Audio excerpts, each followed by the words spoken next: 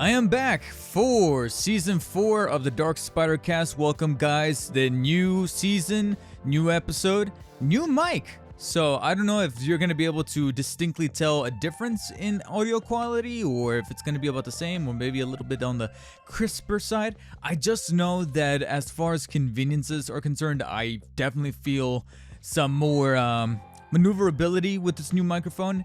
And I'm definitely feeling a lot more like a podcaster since it's got the official name, the Shure MV7 podcast mic. So yes, I have upgraded mics thanks to a good friend and patron of the show, Service Assassin, aka my buddy Greg, who provided the mic as a as an early birthday gift, mainly because we're both kind of trying to upgrade our gear, upgrade our systems and whatnot. So big thanks to him over there, and so he was able to provide this, and then I pretty much kind of supplemented everything else on the side, whether it be a better windscreen, because I heard of people giving this hack where they said that yeah, the Shure MV7 is a good microphone, but the windscreen is not, that comes with it is not terrifically great. But a hack that people said that you could do is that since this is part of the Shure family, you can actually order a separate loose unit of the windscreen for the most famous microphone that's out there, the SM7B, which is the $400 mic, but it's XLR only. You need a cloud lifter, you need all these things. So I thought to myself, okay, I can buy the windscreen, put it on the MV7, and not only does it look like an SM7B, you know, for posterity, but it actually does a better job at protecting plosives. It's not 100% perfect, but it's doing a much better job of being able to isolate your voice, being able to make it sound clean, while at the same time taking care of plosives, most importantly, from the yoke inside. So far, from the multiple tests that I've run, from the post-processing that I've done both inside of Audacity as well as Vegas Pro, it's sounding pretty good. It's sounding boomy. It's sounding very radio quality, and I'm still in the process of kind of tweaking. I haven't really finalized all of my settings, but I'm hoping that things are gonna come across well here as the first episode of, like I said, not only season 4, but also the first episode being recorded on the brand new Shure MV7. Now, as far as what I'm gonna do with my original microphone, which was the Samson G-Track Pro, I'm most definitely gonna keep it because here's the thing. First, I'm like, well, you know, if I come across anybody that needs a microphone for content creation, I could always pass it down as a hand-me-down. But at the same time, I know that there's probably going to be situations where either me or the girlfriend or me and someone else is probably gonna either want to make a potential podcast that actually involves a guest of some kind, or a playthrough or a walkthrough or a stream of something, and it just happens to require 2 microphones. I mean, in a goddamn perfect world, me, the girlfriend, finally move out, we get our own place, and eventually we want to start doing live streams on Twitch or something like that with our free time. And so if we ever are doing like cooperative games and whatever, we don't need to share a microphone. We got both microphones. I'll obviously get the more upgraded version here, and she'll get the other one. So yeah, that's probably what's gonna happen with that one. But yes, guys, I am back from my break, and we got quite a few things to talk about now. Sadly, well, it's kind of sadly, but at the same time, you know, it's something that I'm most definitely still in the process of working things out. But as of right now, I still am unemployed. I'm still in the process of being in between jobs, so that job hunt is still ongoing. I have had a handful of interviews, but frankly, you know, to be honest, nothing really has panned out 100%. So right now, as far as expenses are concerned, I'm solely relying on whatever kind of revenue I can grow from the YouTube niche channel. So once again, if you guys want to help out with that by just simply, you know, checking out the channel, watching videos, supporting, you can always check that out via the description. There's always going to be a link in the description for either Spotify, Google Podcasts, or wherever you are listening to this podcast on. You will find the link for that niche channel that has everything to do, well, maybe not everything, but it covers solely material, whether it be action figures, collectibles, DVDs, Blu-rays, 4Ks, the movies themselves, as well as video games, on all things Spider-Man and Batman related. So I've niched down to the 2 things that I can endlessly talk about: Spider-Man and Batman. And that's pretty much what that channel is. We are actually just a few dozen away. I guess I could call it that. A few dozen away from hitting 2,000 subscribers. So if you guys want to help out with that, like I said, the link is going to be in the description. Check it out. Watch some videos. If you like it, hit subscribe. I do know that now channel memberships are on, so if you guys want to have your names added to the end credits as I like to call them executive producers or supporters of the channel and show your name on there, you can always join the channel memberships via the join button that you could either find on the watch pages or on the channel page, and do with that how you will. But any kind of support is welcome, even including simply just watching the video, hitting the thumbs up, commenting, sharing, helping out in the algorithm, and that will be greatly appreciated. Now, that goes not only for those of you who are listening to this podcast through podcast services such as Spotify and Google Podcasts and possibly Apple Podcasts if it happens to be synchronized on over there, because sometimes I don't know, to be brutally honest. Like sometimes it shows that Apple Podcast is being included, and then other times it says that I need to sign in with my iCloud. And every time I've tried doing that in the past, it just hasn't worked out. I don't know what it is, but every time I click sign in, it says that I can't because the password's wrong. But when I sign in into iCloud via a different link or a different service, like the Apple, like the main Apple website, it then works. I don't know. I'm still trying to figure that out. So my RSS feed with Apple Podcasts might not be fully synchronized, so that might be a problem I have to look into. But if that is not your gist, fret not, because now you can find the DarkspiderCast on YouTube, much like some of you may or may not be listening to it right now. That's right. Episode 1 of Season 4 is going to be the first episode of the DarkspiderCast going up on YouTube, on the official DarkspiderCast YouTube channel. Now, for those of you who happen to be listening on YouTube, yes, as I've already mentioned a couple of times, this is basically Season 4, which means there's 3 seasons prior, but fret not, you can pretty much listen to them via the anchor.fm link you can find in the description. Here's the thing, in full disclosure, full transparency here, I don't want to go through 30 episodes of an hour long to sometimes 2 hour long podcast, and each at a time download them and re-upload them and just dump them on the channel.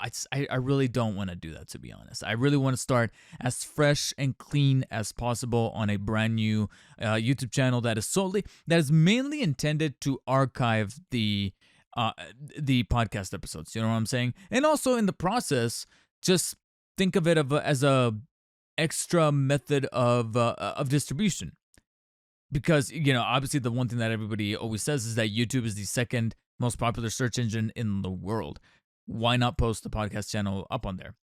And then that's where I had to look inwards rather than outwards and be like, yeah, there's a handful of times that I've listened to a podcast or watched, quote unquote, by playing it on YouTube, and I'm not really watching it. I'm either I have the tab open, it's on there in case I ever need to adjust the volume or pause, but I'm technically not even watching. I'm either editing on my software. I open up the editing and I'm cutting things that don't require audio while I listen to this podcast and work, or I'm shooting B-roll for a video that's gonna go up on the channel. And while I'm shooting, I'm like, well, I'm shooting and I'm shooting B-roll. I'm not shooting the actual main review. I'm shooting B-roll, and whenever I shoot B-roll for a video, I don't really need to be paying attention as far as audio is concerned, because I'm not recording audio, I'm not recording my voice, I'm not doing anything like that. So I'm like, yeah, I could listen to something right now while I'm working. And then, of course, there's also the other things that I sometimes listen to podcasts too, whether it be rides in the car, especially if I'm driving a long distance, or I'm going to the gym. And sometimes I looked at the past couple of months and thought to myself, yeah, a couple of those have actually been from YouTube and not so much the traditional apps and services you would consider, like Spotify and Google Podcasts and the like. So that's where I'm like, you know what? Let's kill 2 birds with 1 stone. I get to archive the episodes via YouTube. I get to optimize for SEO, and then I get to pretty much, like I said, at least give the podcast a chance to be found through one of the biggest search engines in the world, which is YouTube. I know it's a much more competitive culture, as opposed to my niche channel. My niche channel is niched for reasons because it's solely based on Batman and Spider-Man. This podcast serves more as like a journal in the sense that, anything else that doesn't have to necessarily do with Spider-Man and Batman. I mean, those topics might still be included in there. A couple of weeks ago I talked about Across the Spider-Verse getting delayed. But of course, there's going to be a plethora of other things that I like to talk about. I can't solely just be Spider-Man and Batman. That will get tired and sickening, not just to listeners and watchers of the channel, but also just to myself. Like after a while, I'm like, I really want to talk about other things. And this is pretty much where I get to ramble on about stuff that has to do with gaming, other video games that are part of gaming news, gaming culture, and then of course what I've been playing. So to serve as a form of introduction for those of you who are coming across the DarkspiderCast for the first time via YouTube, via the official now YouTube channel with this first episode, my name is David Ortega, aka DarkSpider David, and the DarkspiderCast serves, like I said, as a form of journal, weekly. Goes up every week. Now, okay, this is probably the only time that I'll feel a little ashamed saying something like this, but again, full transparency. I'm all about transparency and honesty. And in saying that, I really want to disclose that each episode goes up once a week. When that is traditionally between Wednesday and Friday. Sometime between Wednesdays and Fridays of every week, a new episode of the DarkspiderCast will go up. The reason why I say sometime between that time and I don't have it set to a specific day is because sometimes certain things need an extra day to bake, as far as gaming news or something that I was looking at and going to myself like, hey, this is something that needs to be saved for the podcast, but I need some more time with it, especially if it's like a game where I started playing it, but because of how big of a game it is, I think to myself, oh, I need to sink more hours into this before giving a proper first impressions deep dive, as opposed to just playing the first hour and being like, oh wow, the story's so slow, and any a logical person or logical gamer, especially when they hear that game that I'm talking about, will be like, well, yeah, you only played it for like an hour. Of course it's going to start slow. You know what I'm saying? So it's a very case-by-case basis. So sometimes the episode could go as early as Wednesday, but the latest it will be Friday for sure, because I don't want to hit the weekend and still have this thing kind of lingering over me. I want to make sure that the weekends are clear for me to focus on the niche channel content, shoot videos, record the audio for the videos, record B-roll, and get to editing and really focus on the editing. And so as I kind of whittle down my backlog of gaming, I'm pretty much gonna use that as material for the podcast, talk about, like I said, news revolving around gaming and movie culture, stuff that I'm humongous fans of, things that I love. And then, just kind of like the beginning of this episode is doing so right now, just BSing about my life, kind of chronicling what's been going down, venting, as far as just the stuff that makes life just the entertaining merry-go-round that it truly, really is. So if you're returning from the past seasons, and the reason why I'm calling them seasons is because every 10 episodes I consider to be a season. But as I've kind of learned through, again, 3 seasons and I want to say 8 months since I started doing this, because I started this back in September. I started doing this in September, and I remember from season 1 to season 2, every 10 episodes, like I said, it's a new season. But I didn't take any breaks. I would just go on week to week to week making an episode. And I remember halfway through like season 2, like 16 episodes in, I was like, I'm getting kind of tired, and we're also losing some news stories that aren't really worth talking about. I was starting to feel a little burnt out on the podcasting angle. I really wanted to just focus on editing for the niche channel or creating streams for Twitch at the time. And so it was with between season 3 and season 4 that I thought to myself, all right, let me take a week off, see how I feel when I come back. It was not accidental, it was still planned, but at the same time I wasn't thinking about making it a recounting thing. So I did it, and sure enough, when I started between seasons 2 and season 3, not season 3, it's season 4, that's now. But yeah, between the second and third season, that's where I was like, let me try doing it this one time, and sure enough, I felt recharged for just taking 1 week off. Actually made me appreciate the whole third season of the podcast, and now I'm practically doing it now with season 4. So that will be the only break that you will get from the DarkspiderCast episodes. But you can expect a new episode every week between Wednesday and Friday when either news are slow or fast but need to be compiled. That's generally the window where these episodes are going to go live. So if you guys want to stay tuned to those episodes going live on YouTube, then of course just hit the subscribe button, turn on notifications. Or if you guys feel like it's more your speed to listen to these on podcasting platforms, then of course you could always check out the anchor.fm link in the description. That will then take you to the page where you can subscribe or sign up, so to speak, for either Spotify, Google Podcasts, Apple Podcasts, Breaker. I think there are a couple of other podcast services out there that this is being fed to, and that will be able to accommodate. So appreciate all of you who are listening in, whether you are returning listeners from prior seasons from the very beginning when I started this back in September, or if you're brand new, I appreciate you nonetheless. And so, like I said, this is one of the different avenues of my content creation. It's predominantly YouTube. I mentioned a little earlier that I used to do Twitch streams, not so much. I pretty much ended that towards the end of last year, beginning of this year. In fact, if I remember correctly, my last stream that I ever done over on Twitch was ironically on the first day of the year, January 1st, 2022. It was because it was a Saturday. I thought I was like, okay, I have nothing to do this Saturday. This will be my final one. And the main reason why, as a kind of like a thing to put out there, as far as like, if anybody asks, you have a Twitch channel, why don't you use it? Is because I just didn't see a lot being in the way of returns when it comes to the amount of time and effort that I was putting into live streaming, specifically on a platform like Twitch.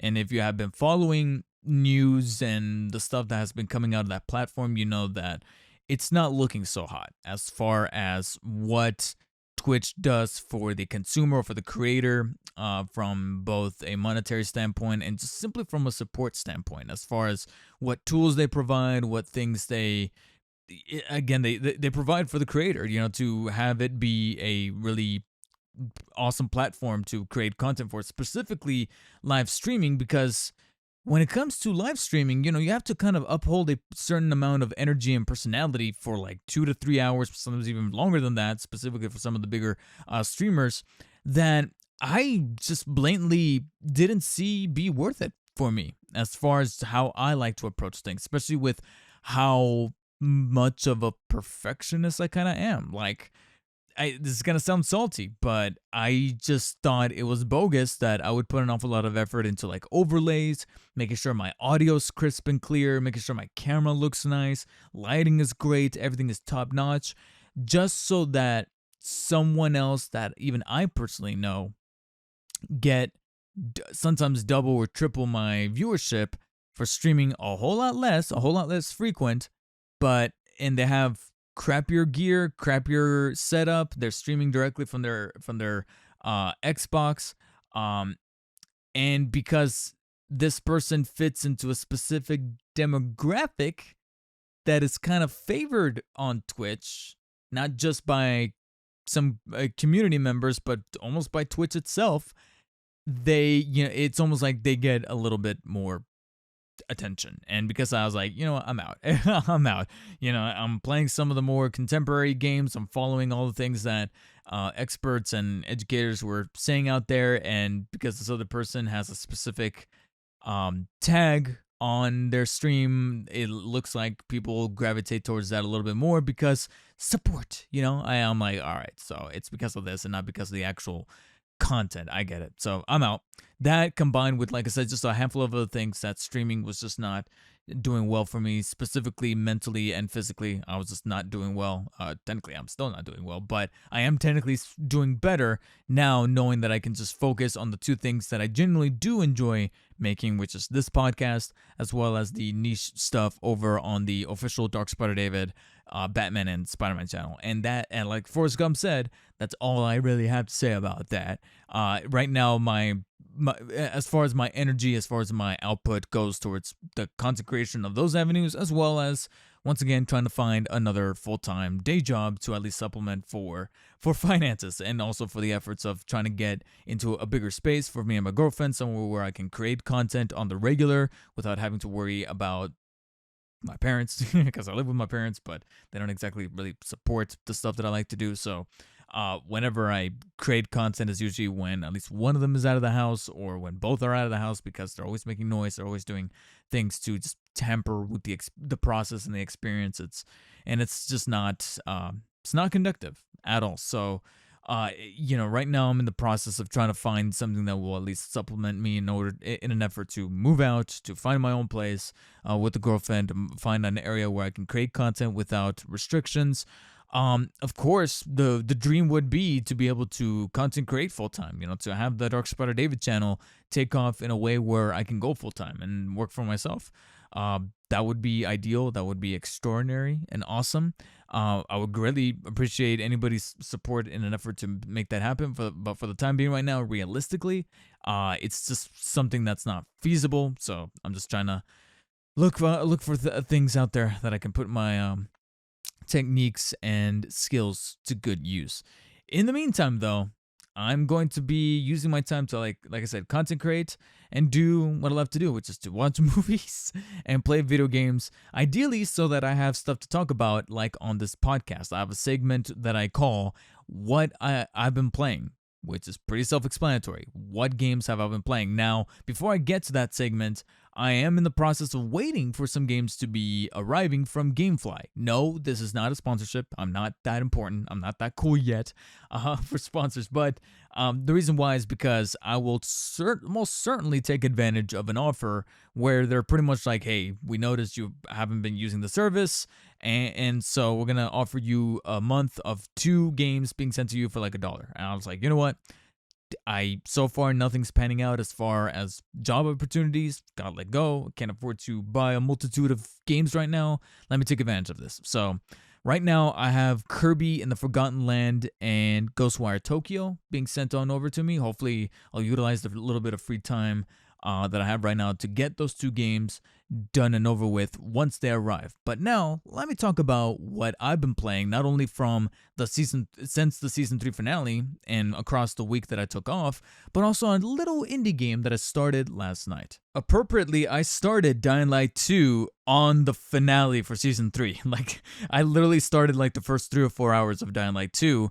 So in a matter of coming full circle and completing it all, I beat Dying Light 2 just a matter of a few days ago. So these are going to be my final impressions on Dying Light 2, which I've actually already kind of tweeted out.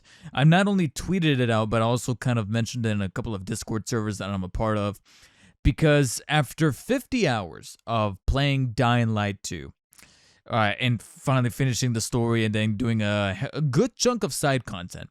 And here's the thing, 50 hours is, of course, a far cry, no pun intended there, from the 500 that Techland was kind of advertising the game to take if you truly want to beat or 100% complete the entire game.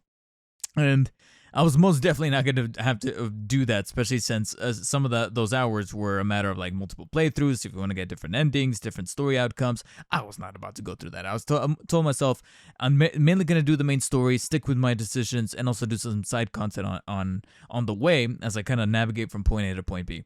My final impressions of Dying Light 2 is that even though I definitely had an awful lot of fun with the game, especially when I'm able to kind of string along combos, being able to get a satisfying kill, whether it be with a zombie or with an actual human NPC enemy that I'm going up against with these different factions that are getting in my way, I can definitely see what the problems are with a game like this. I definitely felt the sameness as far as the open world structure. I definitely see the arguments made there where it comes to pitting this game up against the likes of the Ubisoft formula. There are certain structures that you have to climb that open up the map and reveal things on the map that are very reminiscent of the towers that you get from either the Assassin's Creed games that you have to synchronize with, or with the Ubisoft towers that you have to climb, especially since, the Far Cry games where you have the towers in those games that you have to climb. And I would say that that's probably the biggest correlation that people will find is with Far Cry because of the first-person perspective. aside from that, yeah, I definitely see the problems and the cracks and chinks in the armor, because there's some of that sameness, as I mentioned. There's some pacing issues, specifically not even from the story. The story is not the strongest point, but neither was it the case with the first one.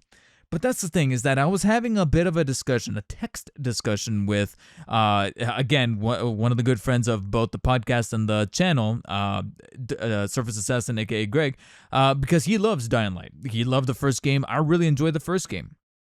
But there's something about this second one that just doesn't mesh.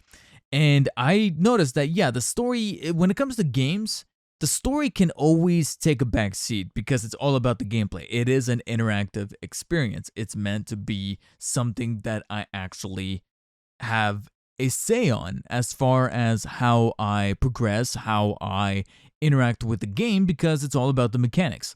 So the story, it's not its strongest suit. You're playing as this character named Aiden, generic white guy. I'm sorry, grizzled generic white guy. And he's trying to find his sister. And you get some touches of his backstory via flashback. However, the game starts doing this very, very early on. I actually mentioned this already in the last podcast, the finale of Season 3, where I started Dying Light saying, yeah, you're already getting these flashbacks, but it doesn't make sense to put him there because it's like, well, I don't really care for this guy. Why are you trying to tug at my heartstrings that aren't really created yet for this character? You know what I'm saying? That goes double for some of the side characters. They're entertaining to watch on screen, but I'm not really seeing as any, nobody's sticking out as my favorite. And that's even putting my biases aside for my baby, Rosario Dawson, my crush, my waifu, Rosario Dawson, who takes 20 hours. Well, actually, not really 20 hours. I think that might be a little exaggerated. I'm going to whittle it down to about 15. Yeah, I'm not kidding. 15 hours, she finally appears. But that's, again, from a story perspective. Okay, how about gameplay? Well, there's still pacing issues because I should not be waiting somewhere between 15 to 20 hours to unlock basic mechanics like fast travel, the paraglider, and the grappling hook, stuff that was available, and maybe not from the get-go, but I distinctly remember it taking a lot less to get to these mechanics in the first game than it was here in the second game. And again, my buddy of mine, I love him, but I really don't see a little bit of the logic here where he says that they're trying to be consistent. They're trying to say, hey, because it worked in the first game, it's going to work in the second game. And I'm like, it's not going to work. I mean, they can think that. They can, look at that as a philosophy from a gameplay, from a game development standpoint, but that doesn't make it right. Just because you did it in the first game doesn't mean that you should be doing this in the second game. You shouldn't be taking this long. It didn't, it was one of the problems we had in the first game. That doesn't mean that you should replicate it here 7 years later. The first game came out in 2015. Here we are in 2022, and you didn't polish this as far as pacing, as far as structure.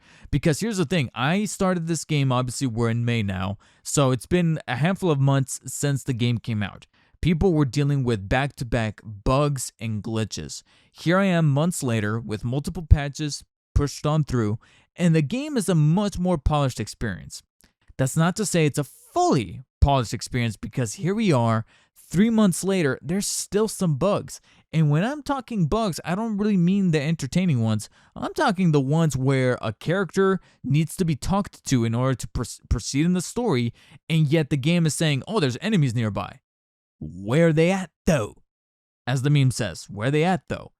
I look everywhere in the room that I'm locked in because it's part of the story. I can't explore. I can't jump off the building and then go to the ground level, climb down to the ground level and be like, maybe they're here. Maybe they're stuck behind a wall. They're nowhere to be found. I sometimes even hear sound effects. And this kept happening even to one of the final missions. There's a particular mission towards the end, no spoilers for anybody listening that was planning on playing Dying Light 2 and still intends to, even after hearing my thoughts here. But there's the objective is to clear the room of enemies, and yet the action music, the combat music is still playing. The objective is still intact. It's not clearing through, and I can distinctly hear an NPC, an enemy, pulling and shooting their arrow, and yet I'm not getting hit by anything. I can't see them. I'm going everywhere in the room, and this is again almost 45 hours into the game, and this is still happening. this should not be happening. Here we are 3 months later, and this kind of thing is still not being worked on or still being patched through. Even after the multiple patches, this is still something that is regularly happening, and it's no excuse. I'm sorry. I mean, if a game's not going to be respecting my time, especially when I die via one of these bugs or the game again locks out. At the beginning, there was one instance where this kind of bug happened where I couldn't talk to a character even though I was supposed to proceed in the story. And I had to restart the game, but thankfully the checkpoint system at the time was generous enough to load me right away right there. I was like, okay, cool, we're covered.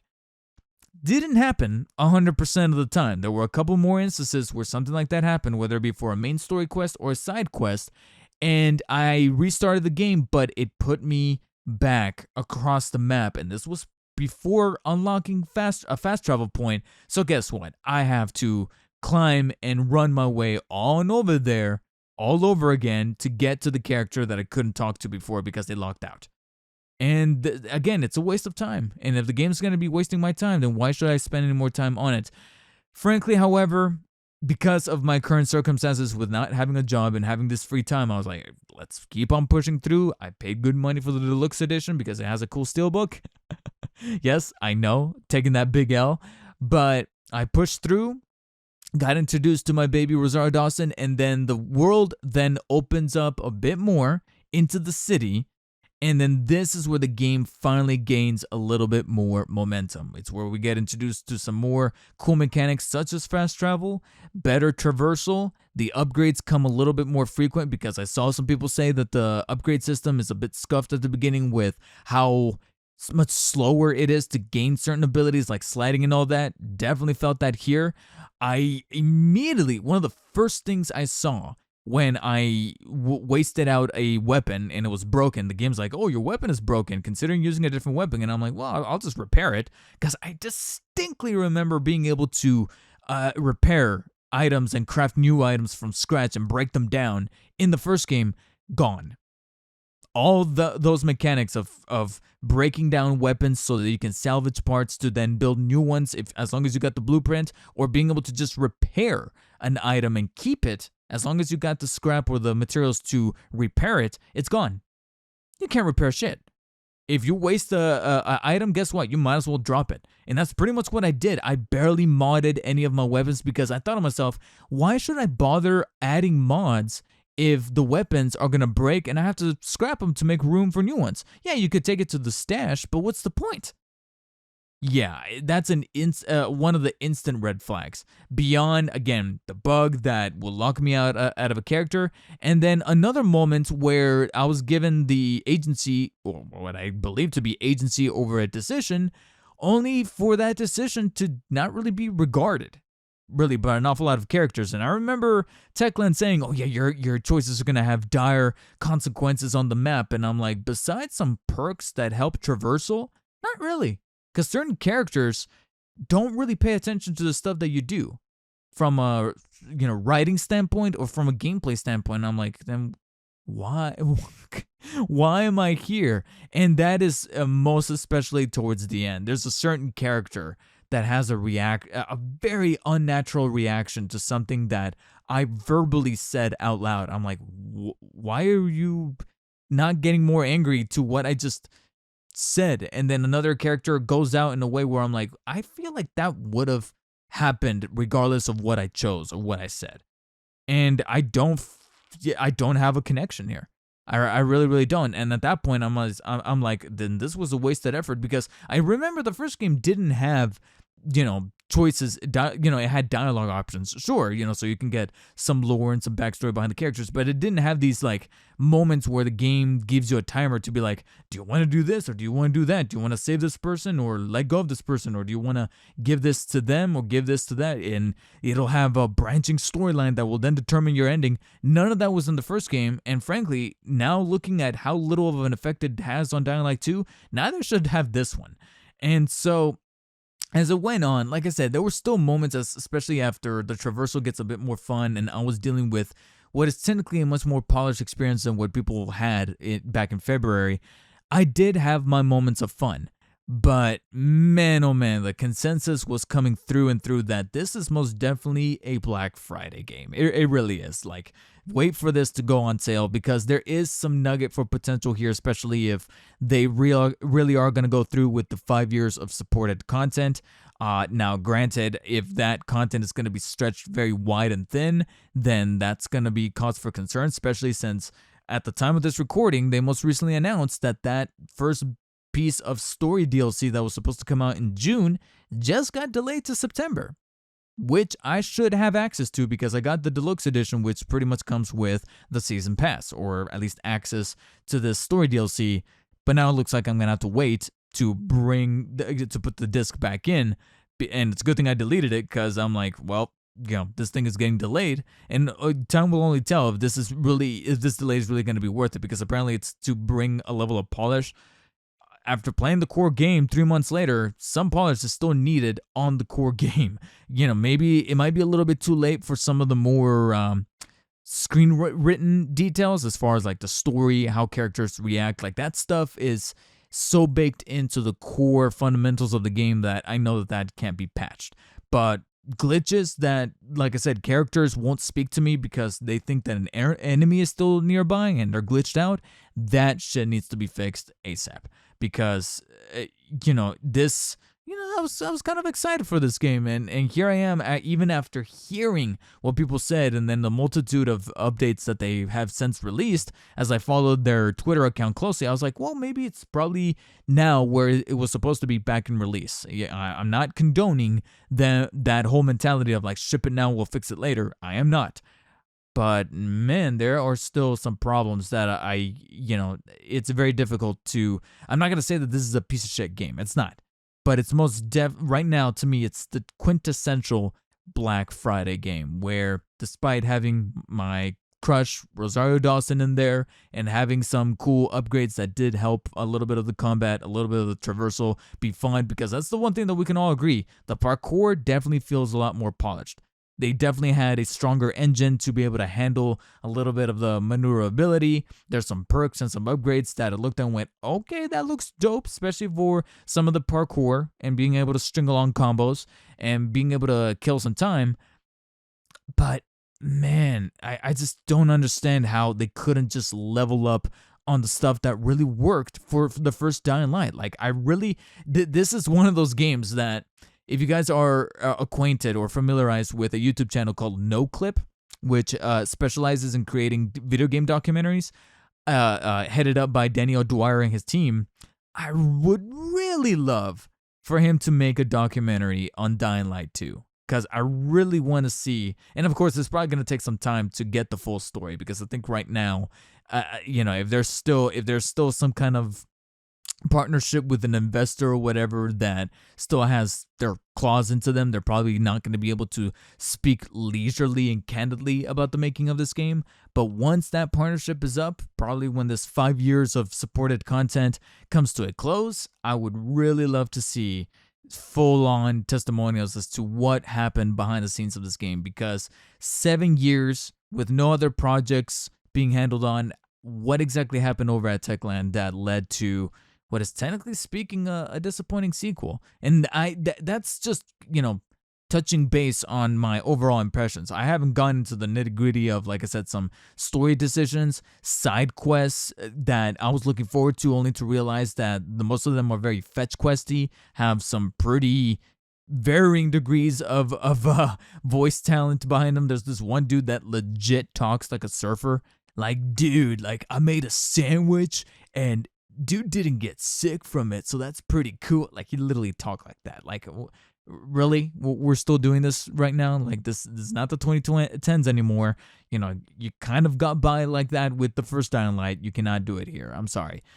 But yeah, and like I said, just so many things from a fundamental standpoint that right now, I would say if you're tight for money, either, again, not a sponsorship, even though I've already mentioned them once, but if you are tantalized by signing up for Gamefly, this is quintessentially either a Gamefly game that you have sent over along with another one, beat it real fast, phrasing, and then send it back, or wait until Black Friday, because mark my words, this shit's gonna go for like 25 to 30 bucks, and that's really where you should pull your trigger on it. But I beat that, I want to say Monday. Since then, however, I did start one other little indie game over on Game Pass, because I figured, okay, I heard that this game is actually on the shorter side, and I do have, like I said, 2 games coming in from GameFly. Keep talking about them. But I thought to myself, okay, I definitely want to play something that's a bit on the shorter side while I wait for those games to come in, because as soon as the games arrive, those are going to take priority, because obviously I want to be able to play them in the 1 month that I have for $1. I do not want to get another charge. I know I'm kind of, finessing the system here, but I mean, what do you expect me to do when I'm kind of in between jobs and tight for cash, right? But at the same time, I want to keep playing. So I definitely want to play those 2 games, and only those 2 games during that month, so that I can get them out of the 2022 backlog. So I thought to myself, while I wait for them to ship in, let me play something that's arguably short. And a little game that was recently reviewed and covered and mentioned to be on the shorter side, and thankfully I have access to via Game Pass, is an indie game called Trek to Yomi. Some of you may have heard about it, and the name might sound a little bit familiar. So multiple times it's been showcased on Xbox's like indie showcase. I think they've done it already a couple of times, and then most recently I think it was covered very briefly on an indie showcase for Nintendo or Nintendo Direct, because I think it might be coming to the Switch. If not Switch, definitely State of Play. It was on, I think it was a State of Play. So it was not Nintendo, but it was for PlayStation, because it is also available right now on PS4 and PS5. And basically, the best way that it can be summarized, and I know a lot of people are making this comparison, but Trek to Yomi is an indie game that pays homage very heavily with its black and white color palette, but also with the old school film kind of filter with like the grain and the little hairlines kind of flickering, the little like film projectioning flickering, paying homage to Akira Kurosawa films, very specifically the ones like Ran and Seven Samurai, etc., from the 1940s and 50s. And essentially it's about a young boy who then grows up to a young man becoming a samurai. And he lives, I can't remember where he lives exactly, but it's Asian Japan. Without delving into too many details, well, it's funny because it's a very tricky balance here, because on the one hand, I don't want to spoil it, but at the same time, this is already one of the biggest negatives of the game, is that it's so far, I've only played about an hour and a half, which I know sounds very much a little bit amount of time for a game to kind of make judgments and impressions on. However, almost every review that I looked up, and then when looking up the game on howlongtobeat.com, game's only about 4 or 5 hours. 4 to 5 hours, not 45. 4 to 5 hours, which means some of you may be able to beat this in a day if you guys have the free time. I'm purposely choosing not to beat it in a day because I don't know how long the games are going to take to get here. So I figured, okay, let me stretch this. Plus, I have videos to edit for YouTube and such. But if I wanted to, I could play this in one sitting. So I've only played about an hour and a half, but I can vividly tell that this is going to be a short experience, because the way that this game is kind of going through its motions in the story, as far as how I'm able to know how a story progresses from Act 1 to Act 2 to Act 3, or turning points and inciting incidents, yeah, I can tell this is going to be a short experience. But on top of that, the story is nothing to really write home about, because it's as traditional, and some may argue generic, as it comes when it comes to like a classic revenge story. If you have watched literally any samurai film from the 40s, again, mainly made from Kurosawa, to then even the 70s and 80s, and even up until now, you pretty much know how the story is going to play out for Trek to Yomi. It's pretty much a template, a stepping stone for this indie developer to be like, hey, I want to pay homage to the Kurosawa films that I love, with its wide CinemaScope aspect ratio, again, the black and white filters, as well as the film grain. Like you could, it kind of looks like it's being projected by an old school film projector, and so it definitely has a really I don't want to say warm, but very inviting aesthetic for people who are huge cinephiles, myself included, because I definitely see where the inspiration is coming from. It wears it very proudly on its sleeve, but I will give them somewhat commendation for being able to get compositing right. There's certain shots where either in the cutscenes or in the gameplay that they play with like the depth of field. Whenever I move the character, the focus pulls with the character so I can see things in the foreground. Blurry, but when the character comes up to that foreground, the foreground then kind of gets in focus, so it kind of plays with that. So I'm like, okay, that's a very cool mechanic, and me being a huge fan of how to play around with cinematography, especially when I shoot my own videos here for the YouTube channel, as far as like playing with the focus, playing with lighting, and then of course, wanting to be a director and, being very passionate about filmmaking and cinematography and direction. Yeah, it speaks to me. I'm definitely feeling that vibe. Outside of that, however, like I said, the story is pretty standard. Sometimes these shots, as really beautifully composed as they are, when it comes to gameplay, especially when I'm moving my character amongst the environment in a very 2D or 2.5D side-scrolly kind of way, it's a little difficult to make my character out, especially when, like I said, the color palette is strictly black and white. Sometimes I'm like, wait, where's my guy? Oh, there he is. And I have to like scope out the environment to be able to be like, where am I at? I have to like move the stick violently in order to get the character to move, because I'm over here going like, where you at? Oh, you're over there in the distance. Okay, let me pull you to the foreground. And then we get into combat, where it reminds me an awful lot of, and some people are going to throw out the comparisons, not only because of the background and the setting where the story and where and when the story takes place, but also because of the mechanics. Ghost of Tsushima. It reminds me, as far as the swordplay of Ghost of Tsushima, while at the same time kind of also reminding me of a game called Unto the End, which was also an indie game that was on Game Pass for a little while before they got taken it off, which is where it takes the approach of Ghost of Tsushima's kind of like sword style approach, while at the same time being strictly like a kind of like a side scroller, except like I said, 2.5D, where sometimes it's on rails, but the rails kind of guide you in a path where it's not simply left to right. You could kind of veer off a little bit into the distance, but it's still on a rail, if that makes any kind of sense. So there's some patches here and there where you can kind of move the character freely, but when combat it gets going, you're pretty much locked to a left or right kind of movement, and you need to then utilize your space to be able to fight off enemies while at the same time learning the way of the samurai. And I'm not even, being facetious here. You really do have to learn how to be patient, how to time moves correctly, how to parry, and how to string together combos. And if you execute them right, it really does feel satisfying.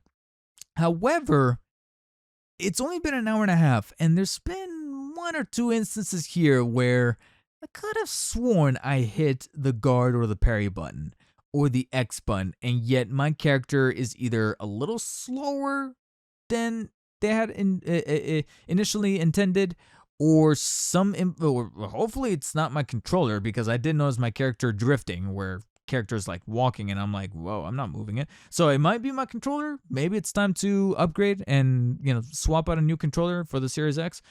But at the same time, I've already had my instances where it could, and I'm playing it on normal, because there's three basic difficulty options. You got pretty much beginner, where you just want to, or easy if you just want to experience the story. I think it's called Kabuki. Then you have Bushido, which is normal for me, and then you have Kensei, which is hard, or something like that. Or Ronin. I'm sorry, no, Ronin. Kensei is like very hard, but you have to unlock that probably after beating the game. So I'm obviously just playing on normal. Now I'm taking it too far, but not taking it too easy. And yet already like a handful of times I'm like, I could have sworn I hit guard. What the hell's wrong with you?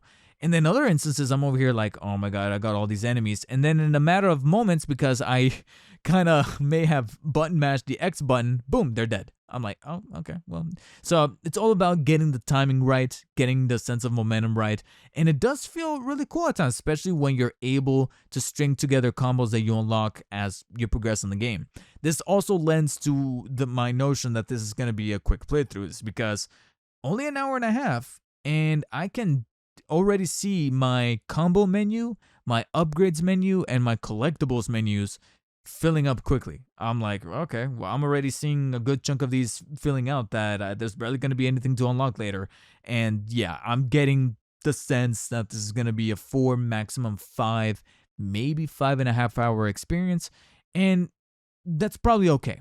That's probably okay. I feel like that's going to be good, especially for a game that I'm experiencing practically free playing on Game Pass. Don't know necessarily how I would feel paying full price for this, because I think it's going for like $20 or $25. Right now, a really kick-ass moment has yet to be seen for me to warrant that price. So for right now, my first initial impressions on Trek to Yomi is that I have seen some people already trivialize it as a indie Ghost of Tsushima, except with the coolness of Ghost of Tsushima, and I'm like, that's a little unfair, all right? Because you can definitely see how someone who was probably making this, whether it be a small team of people or probably a team of just one person, I don't know how many people are making this, but I'm imagining it's a small team, and as such, I can see how they could potentially have been making this at the same time as Ghost, but because obviously with lesser funding and lesser resources and lesser people, probably took them a little longer to put it out there. And I definitely feel the inspiration of Kurosawa and all the things that they love about this culture and this, pillar of both ancient actual ancestral culture and the pop culture of Kurosawa films and the stylistic kind of, ambiance of shooting it in black and white and having that kind of like, sense of art. I feel it. I definitely feel it coming through here, and it feels inspired. I just wish that the gameplay was just as inspired, because right now it's not bad, but it's also not blowing me away either. And upgrades are, with just a matter of a flicker of the joystick into the right room, upgrades come at you very wistfully in a way where I'm like, all right, well, I already got like a souped up amount of stamina and health. Now it's just a matter of getting the timing right with some of these mechanics, and I can, technically speaking, breeze through this, but I'm just simply choosing not to because, again, the ambiance is really clearly there that it makes me feel like this would be a much more comfortable experience taking my time with it, especially knowing that it's short. So if you happen to have Game Pass, whether it be on PC or Xbox, definitely check this out like on a weekend. Like I said, it's short enough that you could probably crank it out in a couple of days and give it a chance. Otherwise, though, I would probably say wait for a sale, but that's my initial impressions. Definitely look forward to next week's episode where I give you guys most definitely my final impressions of Trek to Yomi, because it's meant to be a short playthrough, along with whatever else comes my way, which will probably be either Kirby or Ghostwire Tokyo, so stay tuned. For now, we're actually going to get into a moment that I like to title the Marvel Multiverse Mayhem Moment.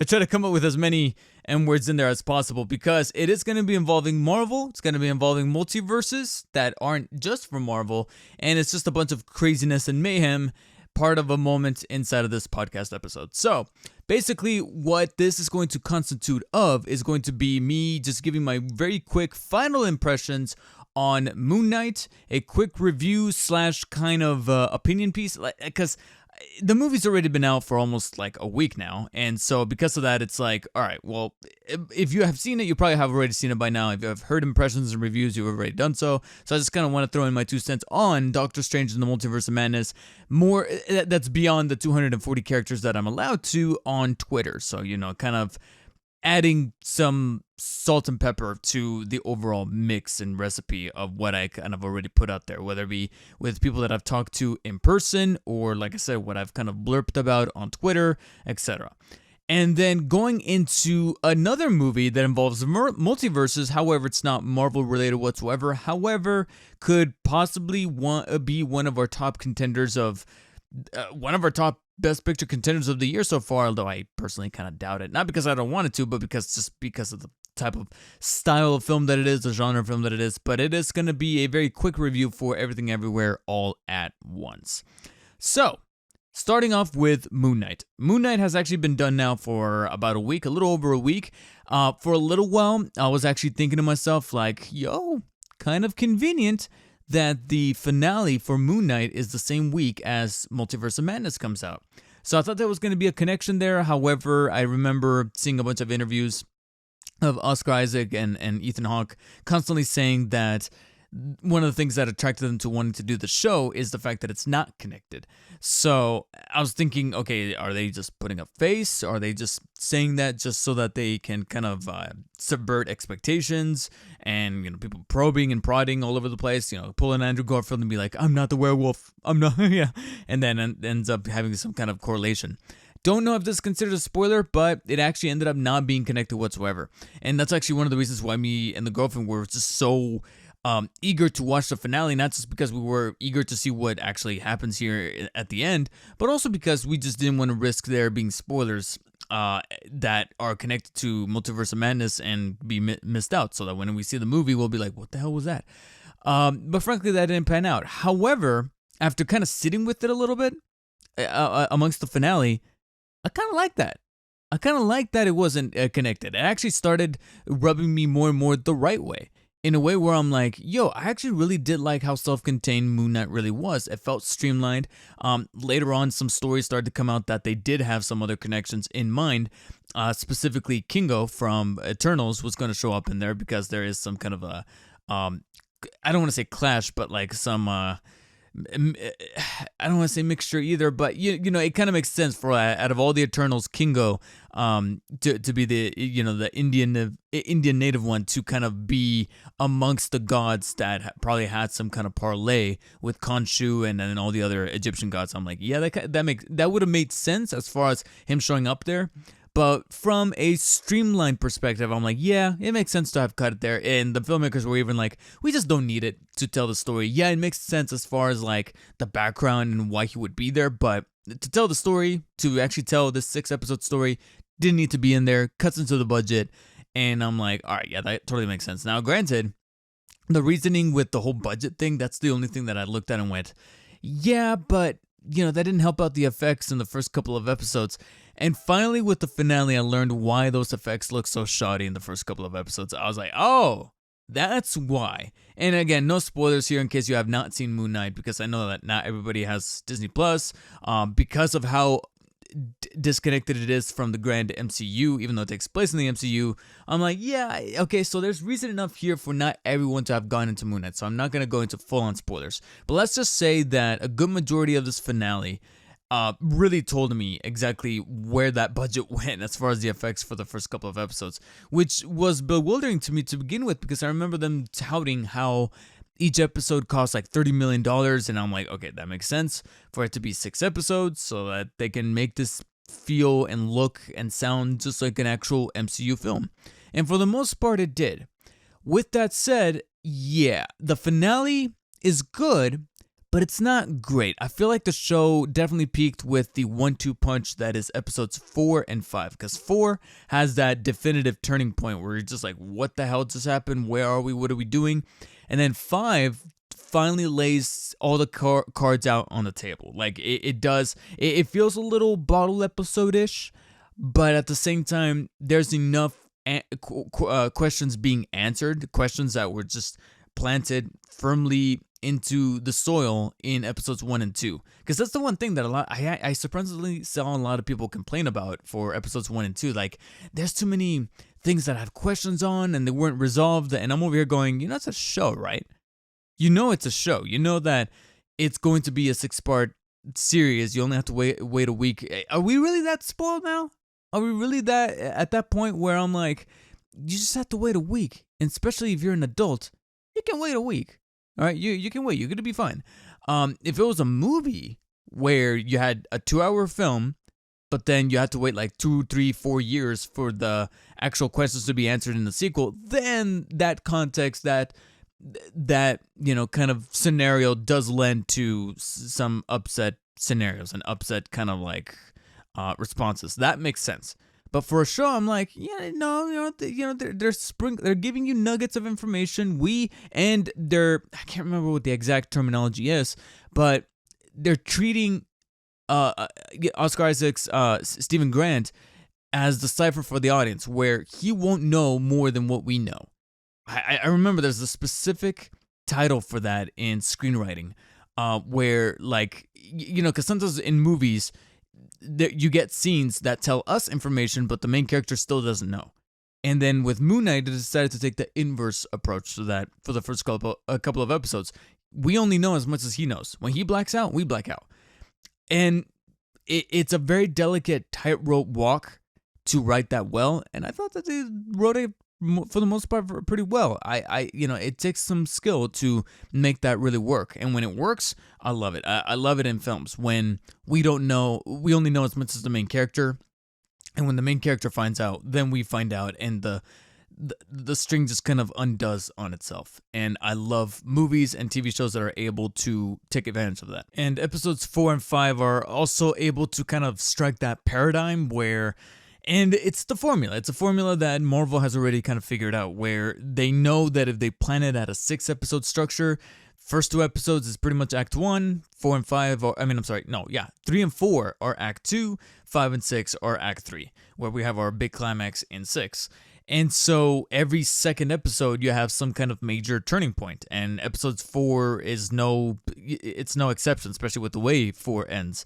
It's why a lot of people were like, "Oh my God, the 4th episode of every Marvel Disney Plus show is awesome. It's a banger." And I'm like, "Yeah, because that's where they just follow the simple 3-act formula. And generally, it's around the 2/3 of the way of any movie or show that you get your final turning point where shit gets kind of dire. Our characters are pretty much at the rock bottom. The villain technically kind of wins momentarily. And I'm not talking about Moon Knight, no spoilers from Moon Knight, but I'm just saying, like, in terms of like the structure. All right, the hero or heroes are at the bottom point. Villain kind of has a little bit of a win on their side. You're wondering to yourself, like, how are they going to be able to get up from this? And usually something propels the story forward, whether it be a Deus Ex Machina, a MacGuffin, a secondary character, whatever, tells the main character, hey, we have to keep on going, or something just alludes to like a solution. And then that's pretty much what propels us into Act 3, because then it inverts the tone back into itself. And so that's what 4 and 5 were able to do. 4, like I said, has big, turning points, and then 5 finally answers some of those questions for the first couple of episodes in a very heartfelt kind of way, to the point where even I had a little bit of a, I'm not gonna say full-on cry, but that swelling feeling in your throat where you're like, oh damn, kind of feeling that a little bit in episode 5. That's why I was like, God damn, back to back, awesome. Very profound episodes for not just Moon Knight, but it kind of brought me back to the days of WandaVision, when we were watching WandaVision for the first time and went, holy shit, these Disney Plus shows, they're going to be something very quintessential for the Marvel Cinematic Universe, despite Moon Knight being disconnected. And then episode 6 happens, and it's good. There's some really cool, badass moments, but it also felt a little rushed. I don't know if I'm in the minority here, but I don't know, there was something about the finale where it's like, maybe you might have spent the $30 million a little too quickly. and because of that, it did feel a little rushed. Like, I remember loading it up on Disney Plus and seeing that it was only like 43, 44 minutes. And I'm like, for any other episode, I would have been okay with that. For a season finale, that's kind of short, especially with an awful lot of the things that need resolving. And so, yeah, I personally felt like that was my only major problem with the finale, is that it felt a little rushed, but for the most part, it, cleaned things up pretty well. End credit scene is a little on the confusing side, but for the most part, I can kind of get the gist, especially with the thing that they've kind of been teasing throughout the show, that I'm like, yeah, I'm kind of right there with the producers and the director. Like, you kind of need a season 2. Yeah, we really are going to need a season 2. And if so far, there's no reason to believe that there's not going to be. I think right now, I don't think it's a matter of like viewership or response. Like, everybody loved it and tuned in for it. I think it's just a matter of scheduling. Like, just figuring out where something like Moon Knight Season 2 can fit into the grand picture of things. Because right now, obviously, we got Ms. Marvel coming up. We got more films inside of Phase 4/Phase 5 entering the new year, still trying to handle scheduling amongst the COVID world. So I think it's just a matter of where it's going to fit, because keep in mind, we're still planning on getting a season 2 of Loki, which I think just got announced is going to be starting production here in the summer. So a lot of things to consider here as far as a second season of Moon Knight, but if there is, I'm going to be there. And keeping it Marvel-centric, let's talk Doctor Strange in the Multiverse of Madness. And here's the thing, the reason why I want to talk about it is not so much because I just want to do a basic by-the-numbers review, because Frankly, I'm just gonna say it. I really, really like the movie. I'm not gonna say that I damn near loved because, as I mentioned, not just on Twitter, but also on like a set of Instagram stories, and then to everybody else that I've talked to about it. Basically, it's a really good Marvel film. It does have homework required in the sense that you are gonna need to catch up on WandaVision, maybe the first Doctor Strange as far as just how his powers work. Which I would probably say out of all the homework required viewing, the first Doctor Strange is frankly the one that you probably need to prioritize the least, because if you have seen his involvement and what he can do in the likes of Infinity War, Endgame, and even No Way Home, then you probably get a gist of what and who Doctor Strange really is. But it definitely serves adding some context, watching a movie like the first Doctor Strange. Plus, it's, in my opinion, one of the better MCU films. I really, really like, damn near love the first Doctor Strange. I don't know what it is about it, but there's just something about it that when it fits into that paradigm where if it's on TV, if it's playing, I'll watch it. Even if it's like at the very beginning or halfway through, it's on, let's finish it. You know what I'm saying? Just like with The Dark Knight, the first Avengers, Infinity War, Endgame, No Way Home, like if it's on, might as well just finish it. So it kind of fits into that tier. But I would say the ones that you definitely need to watch is What If, specifically the 4th episode, and WandaVision. And then possibly, I think it's primarily those two, which just so happens to be Disney Plus shows. So that's why there's a slight barrier of entry there, because I know that some people are actually more subjective to watching the movies than they are the Disney Plus shows. I don't know why it is, but it's kind of nuts. It's kind of nuts that some people are like, yeah, a new MCU movie. Oh, it's on Disney Plus, and I'll wait to hear what people have to say about it. I'm like, okay, so you're down to go out in public, especially in a time with COVID, to go see this movie in theaters, but you're not willing to spend $10 for at least the first month to catch up on WandaVision and What If in the convenience of your own home and be able to binge watch it. So, okay, whatever. Like I said, that logic is weird, but frankly, I also have another thing to say about those people, about certain demographics out there in relation to Multiverse of Madness. But overall, really, really liked it. I would probably say, like I mentioned on social media, my only major problem is that despite being called Multiverse of Madness, the grand scheme of the multiverse, especially the way that they made it out to be with like taglines like the MCU will never be the same, it kind of will. You know what I'm saying? Like the biggest, ripple effect that this movie really had was on Doctor Strange's corner of the MCU. But, going forward, don't expect this movie to have profound effects on the likes of like Thor, Love and Thunder, Wakanda, Black Panther, Wakanda Forever, Guardians of the Galaxy Volume 3, etc. Don't expect those movies to be affected by this, which is one of the things that I was thinking about when they were taking so long to release the trailer for Thor, Love and Thunder. I'm like, why is it taking so long? What are they hiding? And this was prior to the release of this movie, and that's what led me to believe that maybe Multiverse of Madness has some kind of effect on the grand scheme of things, and there's just some things that they can't show in the Thor, Love and Thunder trailer that are privy to that. I don't know if this is considered a spoiler, but turns out that's really just not the case. It really isn't. Like, when you finish this movie, you are curious to see where things happen as far as Doctor Strange, Scarlet Witch, anything that has to do with mystical and witchcraft and magic. But outside of that, there's no other effects found in the grand scheme of the multiverse in correlation with the MCU. And because of that, you're like, then, okay. So, why hold that? Which kind of now gives me... I'm more positive than I am, skeptic here. But let's just say that traditionally, when movie studios hold on to a trailer for so long prior to the movie's release, it generally means that the movie's not good. I'm just going to put that out there. Traditionally. Now, of course, Marvel is anything but traditional.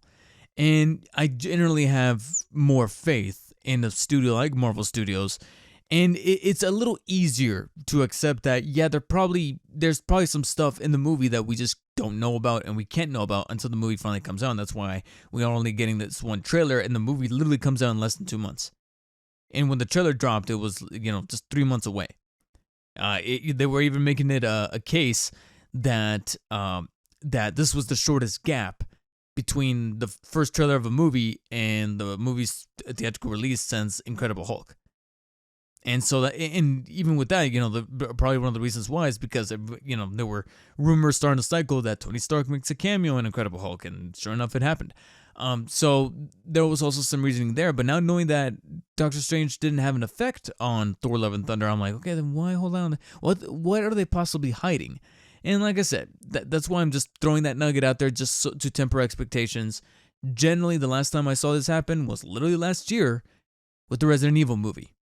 Well, that movie dropped in November, but that first trailer didn't come out until literally like August, just 3 months away. And I'm like, yeah, I think they're pretty much telling us that it sucks. And sure enough, reviews came out saying, yeah, this is one of the worst movies of the year. But to put that label on something like Thor: Love and Thunder, I doubt that's the case. But at the same time, we shouldn't be terribly surprised if maybe expectations are not 100% met with Thor: Love and Thunder. Now let's go back to Doctor Strange before we went on that tangent. Yeah, like I said, like I put in social media, Loki's season finale had more of an effect on the multiverse than Multiverse of Madness did, quite frankly. Outside of that, though, there's just so much that works really well with the movie. Benedict Cumberbatch is pretty much Doctor Strange, just like RDJ is Iron Man. All right, it's going to be very, very difficult, to the point where I saw this meme float on Twitter and on Instagram that I thought was pretty amusing, where in No Way Home, the different Peters are played by different actors, but then in Multiverse of Madness, different Doctor Stranges are played by by Benedict Cumberbatch. They just changed up some hairstyles, etc., some outfits, and pretty much called it a day. And I guess you could say that stands as a testament to his acting, because he hones in this character. He is this character. Elizabeth Olsen as Wanda Maximoff, aka Scarlet Witch, she's terrific. So many other people are great. Shout out to Wong. He kicks ass in this movie in a way that we've never really seen before in other movies, in other of the films he's been a part of. So that was pretty cool. The only quote unquote weak link was possibly, I'm probably going to butcher the name here, Xochitl Gomez as America Chavez. You can tell she's new. That's all I'm going to say, is that you can tell she's new. And I can't tell if it's maybe because of some lines she was given through the script or just her delivery. But yeah, there were moments where I'm like, she's not, I'm not going to go as far as to say terrible. But, when she's sharing screen time with two-time Oscar-nominated actor Benedict Cumberbatch, you're kind of like, yeah, I can see a stark contrast here, amongst the performances at least. But another grand star of the film is Sam Raimi himself. It really is him, with his camera work, his visuals, his love for horror. I know that some people out there will say that it kind of treads on campy, on silly, but I mean, come on. Have you seen Drag Me to Hell? Have you seen Evil Dead and Evil Dead 2, or even Army of Darkness, which I thoroughly love? This is his style. It comes in through here, and I frankly do not want to see anyone ever say that, oh yeah, these Marvel movies are very template, very cookie cutter. They just hire directors to just kind of point the camera, and then Kevin Feige's the one to actually say this and that. No, Multiverse of Madness definitely shows that the one in charge was Sam Raimi, with, like I said, his signature style with camera work, with directing, with visuals. And this is probably a good segue into this whole ordeal about whether or not Multiverse of Madness should have been rated R. Because that's the discourse that I'm seeing an awful lot right now on Twitter. It's like, oh, it's, real violent. It's real, like, crazy here with the, gore and the... I've seen some people throw the word gore and blood out there, and I'm like, oh my God, I need to take a breath here, because it legitimately irritates me how some people that consider themselves reviewers, critics, people of the industry say, oh, this needs to be rated R. Like, oh my God, I took my kids and it's so gory and bloody. And I'm like, Do you even know what gore is? What blood is, as far as a very textbook definition of what that is? Because that's certainly not what's in this movie. I've seen people throw gore around. There's no gore in this movie. Is it violent? Is it frightening? Is it pushing the envelope for PG-13 at least as far as a Marvel movie does? Yes, it actually does. One scene in particular. And I'm going to keep, this is not going to be a spoiler breakdown, a spoiler discussion. In fact, I might do a spoiler discussion next week. I would say probably by next week, enough time has passed that I'm like, you know what? We could finally go into some spoilers for Multiverse of Madness. And I know some people out there already have videos on YouTube tackling spoilers, but I'm going to wait only because this episode's already starting to become a little long with the topics that I have on the dock right now. But there's one scene in particular that audibly made me go, God damn, like you went there. But that's the thing. I've seen people throw the words gore and blood around, and there's a little bit of blood in one particular moment that did make me go, holy shit, they went there. But my God, you know that there's movies out there called Gremlins and Indiana Jones and the Temple of Doom that show probably even worse stuff than this movie, and those were PG. Now, granted, those are the movies that are responsible for the PG-13 rating back in 1984/85. But I would even make the argument that after the PG-13 rating was inducted, we still had some movies that were kind of giving us PG-13 material and were still rated PG. The trilogy that I think of right off the bat is Back to the Future. Now, I'm not talking in the way of violence or drugs, but there are some sexual situations and more predominantly language that is worthy of PG-13 in those 3 Back to the Future movies, which I love, by the way. I love those movies to death. I own like 2 or 3 copies of them. But those should have been PG-13 movies, and yet they're PG. And that's just a testament to just how sensitive the culture has gone, that people are like, oh my God, Doctor Strange should have been R. Like, oh my God, it should have been R. No, shut up, okay? Does it push it with PG-13 as far as like doing it just because for the longest time, I would see just so many of these Marvel movies get PG-13 ratings, and I'm like, why? There's no language. There's barely, like, look at the, whenever Tom Holland's Spider-Man gets roughed up a little bit, like during some final battles, and he's got like trickles of blood, like the ending of Far From Home, not so much No Way Home, but Far From Home, when he's all beaten up after going toe-to-toe with Mysterio and his drones. Look at the little scrapes and blood drops he's got on his face, and then go and look how fucked Toby was at the end of the first Spider-Man. Like, I miss those days where your hero was really put through it. That was PG-13. He's got like a swollen eye, blood coming out of his blood and drool coming out of his mouth because of how winded he is. Everything is like torn up. He could barely get up. He looks fucked. Poor baby Tom Holland just has a couple of drops. I mean, yeah, he's limping, but it pales in comparison. And so when people are now coming with Multiverse of Madness and going, oh my God, it should have been rated R, I'm like, no, it shouldn't have. The only blood and gore that I can even give you in Multiverse of Madness involves a creature. That's all I'm going to say. It involves a creature, and it's a very cool, fuck yeah kind of moment. Other than that, I'm like, and there's another, I guess you could say character towards the end that involves some macabre and frightening imagery. But again, there's a way that Sam Raimi was able to work around this that I'm like, that this reminds me of like some makeup job, and I'm not saying this as a detriment, but more so as a compliment, more so it's like I said, a comparison. This reminds me of a certain someone from fucking Hocus Pocus. And, you guys weren't bitching about that. Yeah, so yeah, I'm sorry if this review ended up being, even though I've already, like I said, given my 2 cents about the movie, that's probably why, is because I've already talked about the movie from a review standpoint as far as how I feel about the movie a number of times, both in person and on social media, on the discourse, on Twitter, Instagram, posting it, etc.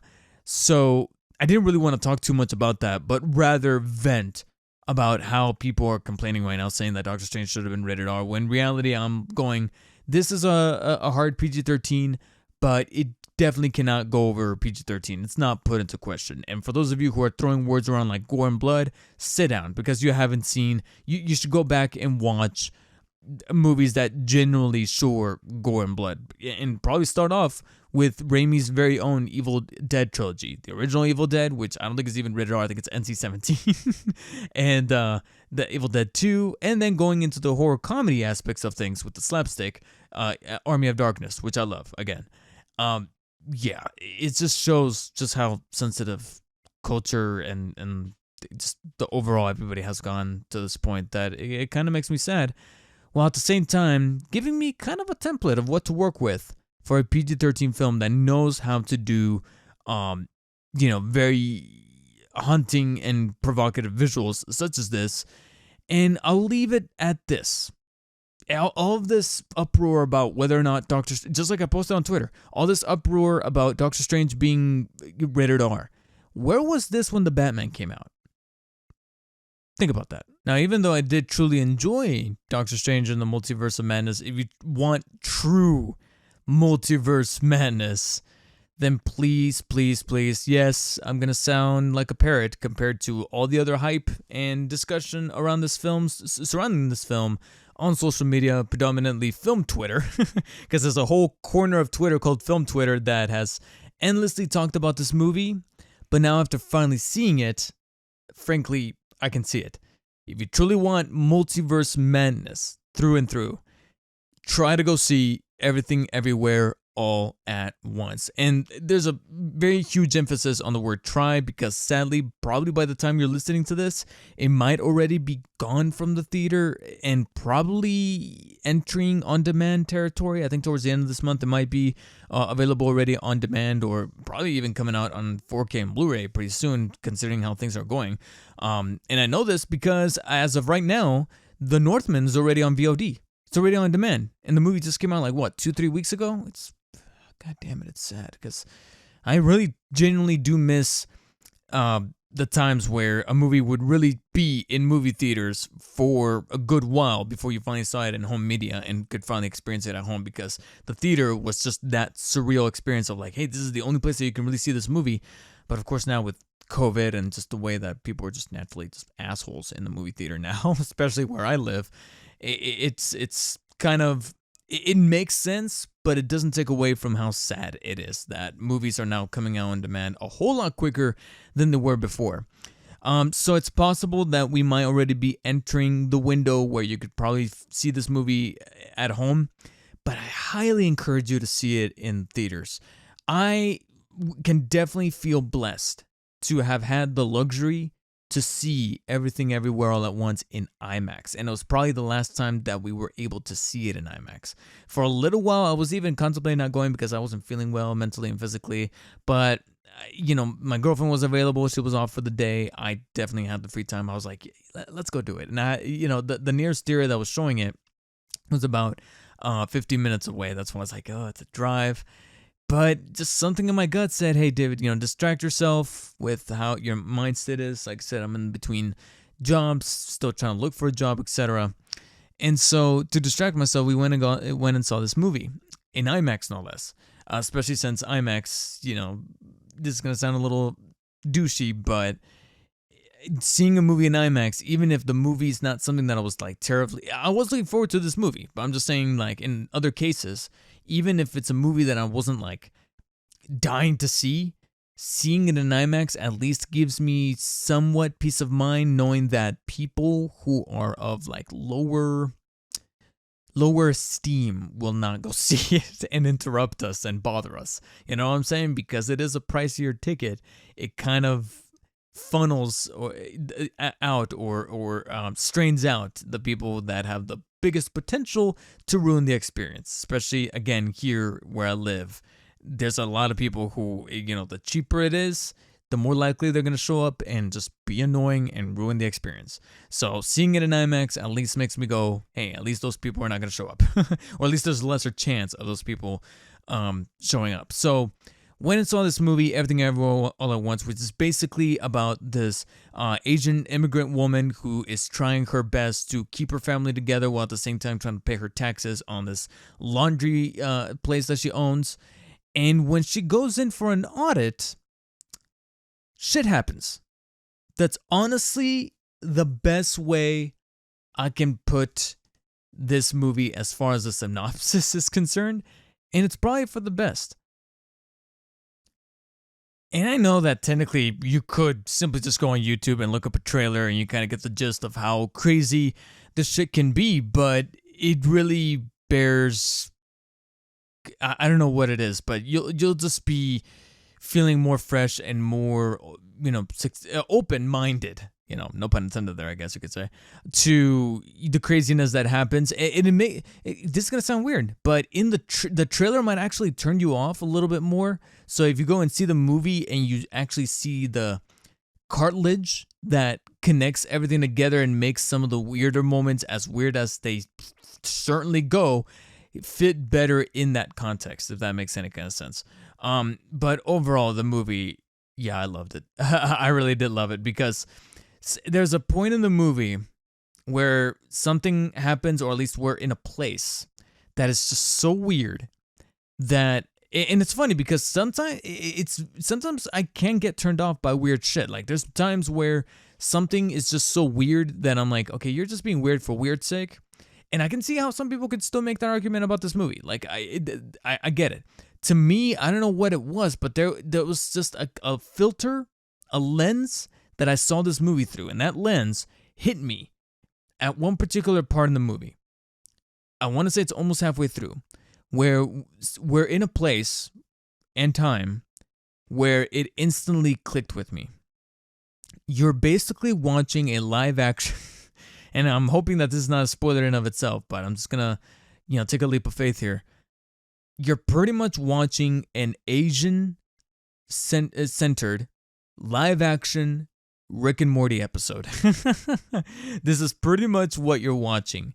And as soon as I accepted that, I sat back and I'm like, yes, I am loving this. And the humor is almost right up there too, as far as the Rick and Morty episode, but still with the style and the marquee of the Daniels team. This movie says, directed by Daniels, or a film by Daniels, which I'm not going to lie, when you see that in the trailers, it kind of looks a little pretentious, but then you find out why, because it's two directors and both of their names are Daniel. So that's why it's like, well, you might as well call your guys selves Daniels. One of them goes by Dan Kwan, and then the other one, Daniel Schubert. I might be butchering the last name. But basically, these two guys, they made this movie, and you can tell they took their time with it, and they poured their heart and soul as far as like the creative. And I went online and find out that when it comes to like the visual effects, this is made, the visual effects in this movie are made by like 5 people. 5 people.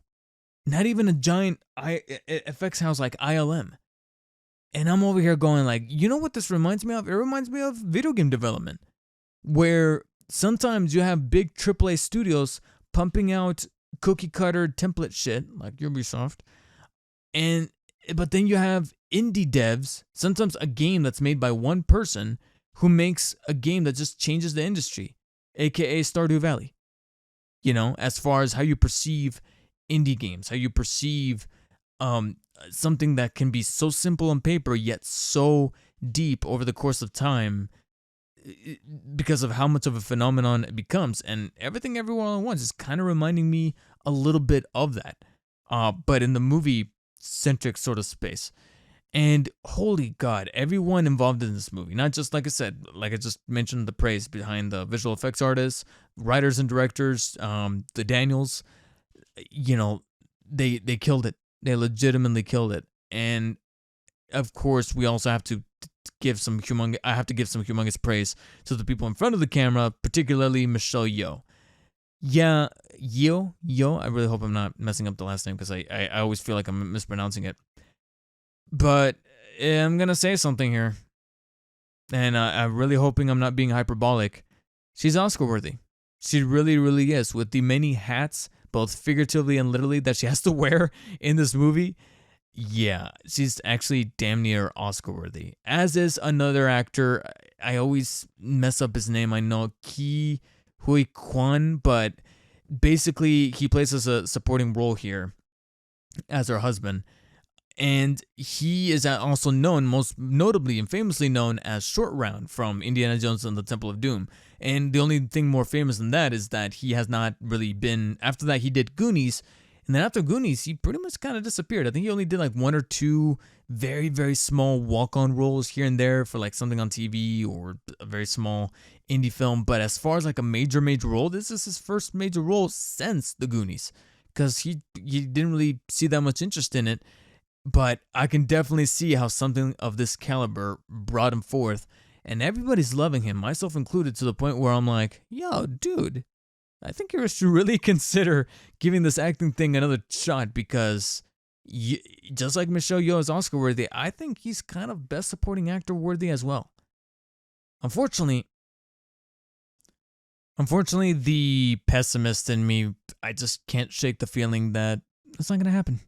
I really don't think that's going to happen. And ideally, it's because of the many genres that this movie, that's the thing, is that this movie is very genreless. You know what I'm saying? Like, one moment, there's some horror elements, sometimes there's action. In fact, one particular scene is reminiscent of old school Jackie Chan movies in a way where I'm like, man, as soon as it happened, I was like, man, I really miss the old school Jackie Chan movies. I know Jackie Chan is still around, but like the classic, Mr. Nice Guy, Police Story, Rumble in the Bronx, those kind of movies, I'm like, fuck, I really want to go back and watch those, because this movie kind of invigorated my passion for those movies with like physical comedy mixed in with action.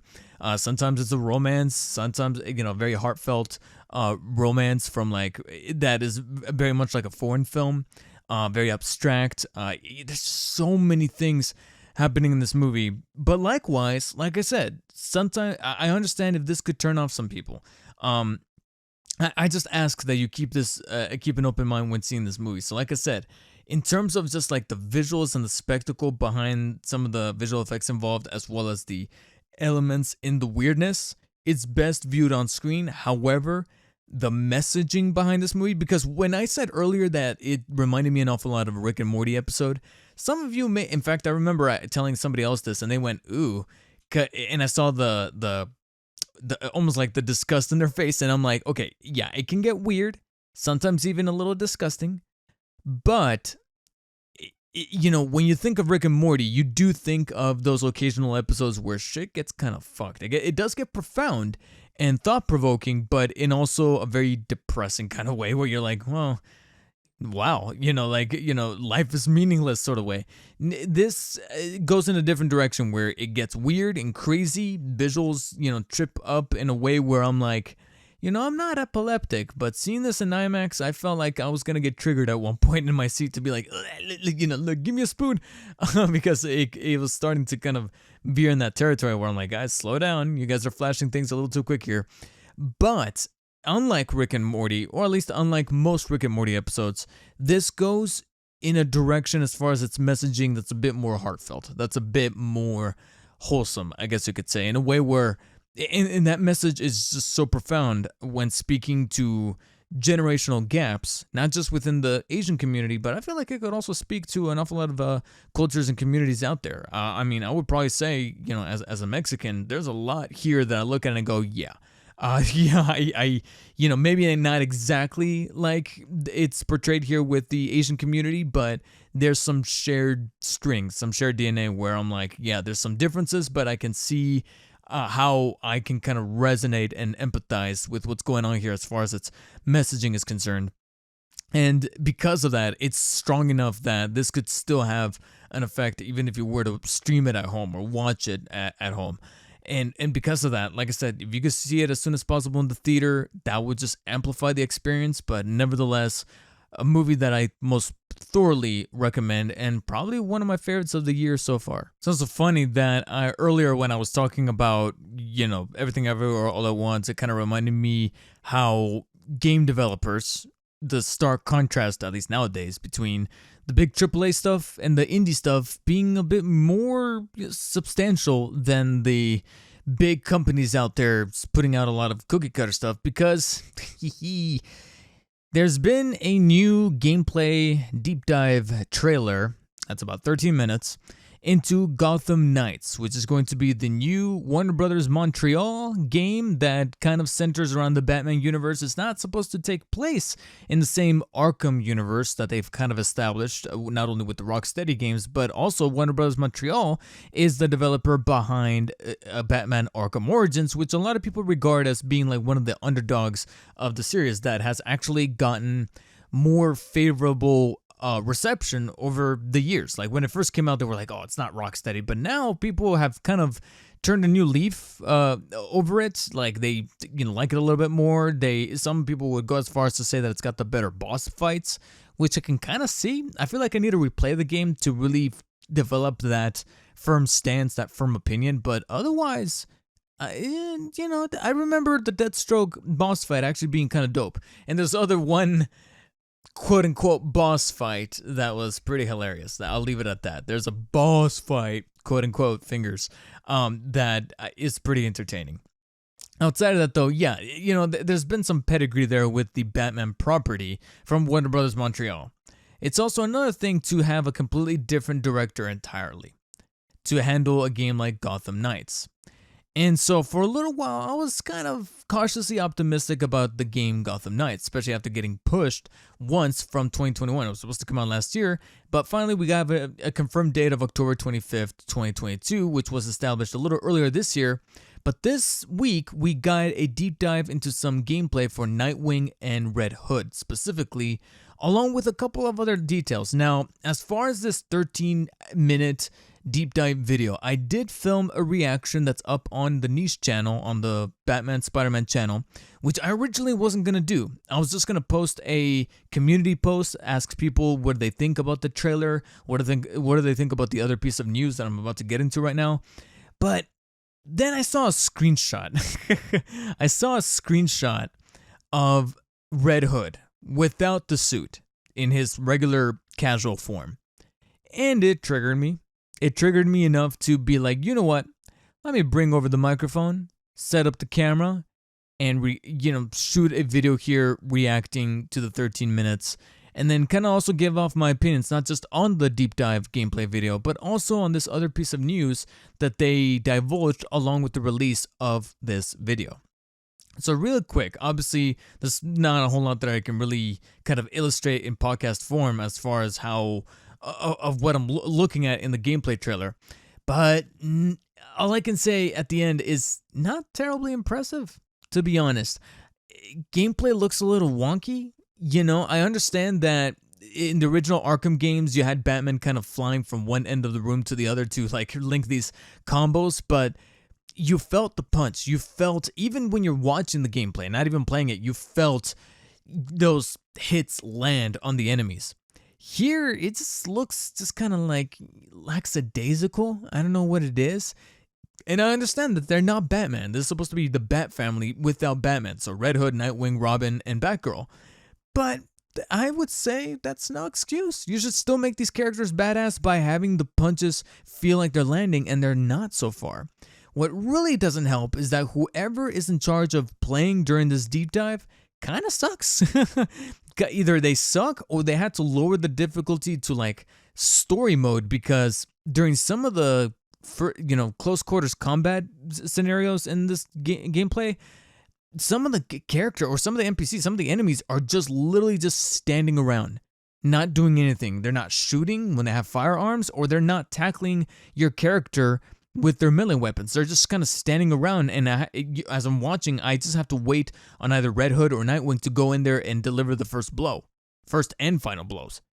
And I'm over here like, I don't see any challenge. That's probably what's taking me out of it, that makes me go, I'm not impressed, or I'm not feeling any kind of badassery, is because the enemies are not giving me the challenge to be like, yeah, I got the upper hand. I didn't see any of that in the gameplay, and it looks like I'm not the only one. At first I thought it was just me, but almost everybody in the comment section saying, yeah, why does it look like this thing is unpolished and the enemy AI is not doing jack shit? They really are not. I even mentioned this in my reaction that it reminded me an awful lot of the white shots in the fight scenes for Dark Knight Rises. You know, speaking of Batman, where you had some dudes going against Batman and Catwoman, and then you have some other dudes in the back literally just standing or pretending to getting hit, but you can, if you get a little close and you're paying attention, you'll notice that they're not getting hit by anything, but they still fall back like, oh, and I'm like, what the hell? It kind of reminded me a little bit of that, but it's one thing for it to happen in the movie because you're just watching the movie. It's another thing for it to be in an interactive medium like a video game. And so right now, gameplay is not really standing out to me. Then you bring it over this gear system, this upgrade system with all these different things that need to be applied, all these currencies, all this loot that other people have started already making the comparisons. Marvel's Avengers. And I'm over here going, please, God, no. I know that. I think some time ago they did say that there's no microtransactions at the time.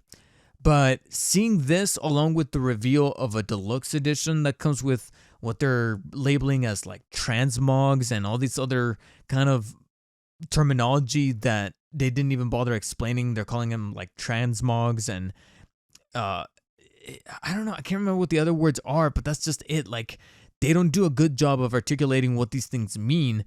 But all they're telling you is that you get them for free if you pre-order the game, or if you get the deluxe edition, or if you get the collector's edition, which is a whopping $300, and it comes with what's likely going to be a very small statue, a map, and a collectible packaging for the discs. That's kind of like a digibook, which I'm not gonna lie, I like digibooks, but you know what I like a little better?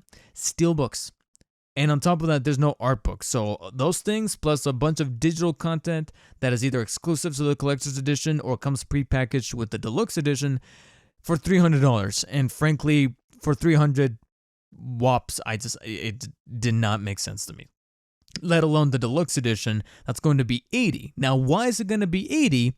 Is because the base game is $70. And it's only going to be $70 because along with this deep dive gameplay video, they also announced that the PS4 and Xbox One versions of the game have been canceled, which means that if you want to play Gotham Knights, you either need a Series X or PS5. And for those of you who don't know, still a little challenging to get either of these consoles, specifically the PS5. Series X and Series S is becoming a bit easier. I know that's not really saying a whole lot, but I would say out of those three, Series S, Series X, and PS5, the Series S is probably the most convenient one. That's the one that I legitimately more than once, I would even say more than 3 or 4 times, I have gone to a Target or a Best Buy or even a Walmart and have seen at least 1 or 2 units behind the glass ready to be bought by anybody. The Series X, on the other hand, I haven't seen it physically in person, but a handful of times I've gone on Best Buy and there it is right there, add to cart. Like that was not even me going into the site from an alert that I saw on Twitter or from someone mentioning like, hey, they have it in stock. No, I literally just went on Best Buy to like look up a steelbook or look up something else, and it got recommended to me like, hey, Xbox Series X, you can order for pickup or ship to home, and I'm like, the hell? Like just like that, conveniently, like off the cuff. PS5, you can forget about it. Right now, if you go on a PS5 page for any retailer, it still says coming soon or it still says out of stock. So it's becoming kind of sort of a little bit more accessible. But for people who are loyal to the PlayStation brand and that was their system of choice that they were going to play Gotham Knights on, they're shot out of the luck if they don't already have a PS5. I thankfully do. But what if I wanted to play co-op, which is only going to be online and it's only going to be 2-player co-op, which, with any other property, 2-player co-op would have been fine. But knowing that this is a game that involves 4 characters, the Bat family, what's the problem? I understand that there's server usage and all that stuff, but I frankly fail to see how Warner Brothers games cannot fork over the money for more server space to bring 4-player co-op, to make this landscape of Gotham City a bit more fun, at least. But no, it's still only going to be 2 players at a time. And now, with this news of the prior versions being canceled, if you're going to play co-op, you better be sure that it's someone that's either playing on PC or playing on a next-gen, or I guess you could now call them current-gen console. Which I understand the argument, like some people out there are putting it out there that it's hard to call it current gen because a lot of people are still stuck on quote unquote last gen PS4 and Xbox One because it's so difficult to find a goddamn console. And it makes sense. I don't blame them. I don't blame them whatsoever for considering it that way. And so that's why I'm like, okay, if I ever, later on October 25th, say for example, I do manage to pick up the game, if I want to play co-op, it's got to be with someone who's got a next-gen console. And newsflash, people that I even know in person, like Greg, he still has a Xbox One. He is planning on getting a Series X. He's not ruling it out. But, until he's ready to pull the trigger on that one, who am I going to play with? Just randoms online. And it's 2-player no less. Like if they want to be Red Hood, then I have to take Nightwing or I have to take somebody else. And there's no, room for diversity there as far as the 4 main playable members of the Bat family. Like, why not? So yeah, that coupled with, like I said, the unimpressive gameplay, the looting system, graphics, it's weird because the character models don't look all that great, but some of the environments do have some cool shading and lighting going on that I'm like, all right, that looks neat. But looking at the big picture, other people have said it, and I'm saying it as well, doesn't look next gen. If anything, they probably just cut out last gen so that they can make a little bit of extra profit by justifying adding that $10 extra for the next gen versions that probably load up a little faster, and be able to meet this October 25th deadline. But none of the gameplay screams next gen to me. And so at the end of that video, and I'll say it once again here as I wrap up this segment of the podcast, it feels very corporate. That's the feeling, the gist that I'm getting from Gotham Knights, which is sad because, again, I'm hungering for another Batman game. I know that people are sick of Batman, and I understand that. I completely do. But it's been a good while since Arkham Knight. It's been 7 years. So that's why I'm like, okay, I wouldn't mind another Batman game. And a Batman game that doesn't have Batman in it, I was still open-minded to it. But let's face it, the gameplay is not doing the gameplay as well as the dive into the systems. It just feels very corporate, very standard, very like, is this really worth the $70 when it comes October 25th? I don't know where I'll be as far as finances. Maybe by then I will have gotten a really great paying job. I will have moved out. All my expenses are in order. That maybe, just maybe when it comes out, I'll be like, you know what? Fuck it. Let me pull the trigger on it, bring it home, do a couple of live streams, capture some video, film some videos and impressions, and cross that bridge when I get there. But for now, it's not really standing out as a day one purchase right now. And that comes on the heels of there being very few day one games releasing in the back half of this year after some recent news that are in the end could make for better products. But I'm not gonna lie, it stings to see that the rest of 2022 might be getting kind of dry. Yep, if Ragnarok ends up not even coming out this year, we could be looking at a very somewhat dry rest of 2022. Because as I tweeted out, and then of course this news broke actually rather recently, to the point where it's almost kind of squeezing its way into the end of this podcast here. I'm sorry, I was about to say Skyrim because it's from Bethesda, but Bethesda has confirmed that Starfield and Redfall have been delayed to the first half of 2023. This is the article of IGN, and this one actually kind of stings when I woke up to these news on Thursday because, god damn, Starfield, I was actually genuinely looking forward to it. Redfall, not so much, because I was like, this is feeling a little, like this kind of game that a lot of people on Twitch like to play because it's a very group, shooter. It's probably going to be first person, and you have to like deal with these vampires and work as a team. And I'm over here like, yeah, all I'm seeing is Siege. I'm sorry, but Starfield, on the other hand, I was actually looking forward to. I wasn't like putting it on a pedestal like people like to do with like Skyrim and whatnot, but I was interested in a way where they can take the things that really work about Fallout as far as like the very robotic, aesthetic, but at the same time implemented in a very Skyrim designed kind of quest lineage that I was like, yes, if this could be that type of game where I could just lose myself in for hours like I did with Skyrim, or even better yet, Oblivion, then sign me up. And coming up free to Game Pass day 1, November 11th. Yes.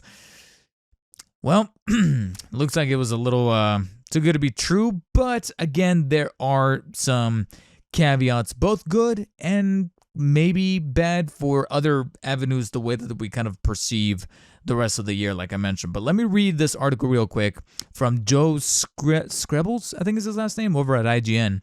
Bethesda has announced that Starfield and Redfall have been delayed to the first half of 2023. Announced by Bethesda on Twitter, and we'll break down the little statement here posted by them. No specific reasons were given for the delays other than to say that the teams want to ensure that you receive the best, most polished versions of them. The statement also promises the first gameplay deep dives for both games will be released soon. And as the article puts here, and you can imagine that would come during the Xbox Bethesda Summer Showcase on June 12th. So yes, I actually kind of mentioned this in very brief passing at the end of my Season 3 finale that Xbox announced a Xbox/Bethesda Summer Showcase for June 12th. It's a little bit of a ways out, almost exactly a month out. But the fact that they're announcing it so far in advance, a month specifically, is like, okay, you're trying to build some hype for it, especially since you're scheduling it for what is traditionally E3. That's the week of E3. Of course, it's not going to be an official E3, but there's going to be E3 stuff that week. Like, we already got Xbox, making a showcase for their Bethesda, avenue. Who's to say that Nintendo's probably going to do their showcase then, their Treehouse, whatever they call it, their Nintendo Direct, and then subsequently a PlayStation Showcase of some kind. They just have yet to confirm it, but it's all but confirmed. We could definitely expect there to be frequent showcases because they know that it's around this time that a lot of us gamers and consumers, and for them probably most importantly, investors, are saying, hey, what do you got slated for that holiday season so we can make some bank? However, here's the statement that Bethesda posted over on their Twitter. We've made the decision to delay the launches of Redfall and Starfield to the first half of 2023. The teams of Arcane Austin for Redfall and Bethesda Game Studios for Starfield, Todd Howard, having 16 times the detail. 16 times the delay, or the weeks that it'll take to make this, have incredible ambitions for their games, and we want to ensure that you receive the best, most polished versions of them. We want to thank everyone for their excitement for Redfall and Starfield. That energy is a huge part of what impresses all of us every day and drives our own excitement for what we are creating. We can't wait to show our first deep dive into the gameplay for both Redfall and Starfield soon. Thank you for your support. And then a follow-up from Starfield's Bethesda Game Studio simply says, we can't wait for you to play Starfield, but we need some more time. It's funny because they didn't even try to sugarcoat it. They just say, we need some more time. We're so thankful for all the support and encouragement and are excited to show you the game soon, end quote. That's over from the Bethesda Game Studios' public statement. Arcane followed up the tweet with a message from Redfall's director Harvey Smith. Here at Arcane Austin, we're excited to delay the launch of We're decided to delay the launch of Redfall. Smith explained the team needs more time to bring the game to life. Thank you so much for your continued support. Redfall is our most ambitious game yet, and we can't wait to show it off soon. So, gotta be honest, a lot of cookie cutter kind of statements here. I guess the most fascinating, because, game delays are happening all the time now. Especially in a post-pandemic world where it's like, how effectively can some of these employees work without crunching? And like I posted on Twitter, this is the key takeaway here is that, of course, it's difficult to not echo what we've all have been saying now for practically years now. A delayed game, it can only get better, but we would rather have a delayed game so that the finished product could be much more polished, will not be a broken fucking mess. And also, we should not undermine how this could also negate crunch for an awful lot of the developers, because after all, this is a job. How would you feel if you're working your 9-to-5 job here, and then at the end they're like, well, you can't go home yet. You can't go home for like another 3 or 4 hours, but you still have to be here in the office or in the building, in the store at 8 in the morning the next day. So now this is cutting into your time with your family. It's cutting into your basic needs to do at home as far as like chores or anything that needs doing. And it's also cutting into your sleep. So think about the fact that you're working, you go home, you sleep, you wake up, you eat, you go work, you repeat the cycle. Even in the world of video game development, which I know these devs got into it for the passion of, if you're taking the life out of it, you're not gonna have fun, and that's gonna bleed and become apparent into the work, aka the game that we are paying 60 to 70 bucks for. So, oh yeah, when it comes to the actual end result as well as the mental and health conditions of these workers, of these developers, of course, delay. And I guess the most interesting things to take away from, I would say, rests more on the status of Starfield more so than Redfall. Because I'm gonna confess, I didn't really think that Redfall was even slated for this year. I never really thought that this was going to be a 2022 game. I listed it on my personal Google Keeps folder or Google Keeps list to be like, oh yeah, well, Redfall right now is slated as 2022, but I don't think they even put a window out there. They just said 2022. And that's why, since it was pretty quiet, and I thought to myself, okay, maybe they'll mention something at the showcase, but even then, I'm like, for them to confirm a date almost halfway through the year, I'm like, Redfall's going to get delayed. And there it is. Starfield, on the other hand, is pretty surprising considering that this is one that they were very adamant would be hitting this year, not just with a window, but a full-on date, November 11th. So for them to go from a static, concrete date like November 11th, 2022, to then just say first half of 2023, something might be going out there. And this could somewhat be corroborated because apparently there have been rumors of words and phrases being tossed by some developers that have been leaked from Bethesda Game Studios. This was not an official statement or nothing like that. But some developers apparently were speaking to the press, in a very kind of like off the record kind of way. And these are, like, again, alleged rumors that developers are saying that, yeah, you remember Cyberpunk? Yeah, that's kind of how Starfield was apparently looking as far as development, and they needed that extra time. Like, people were tossing phrases around like the next Cyberpunk, talking about Starfield.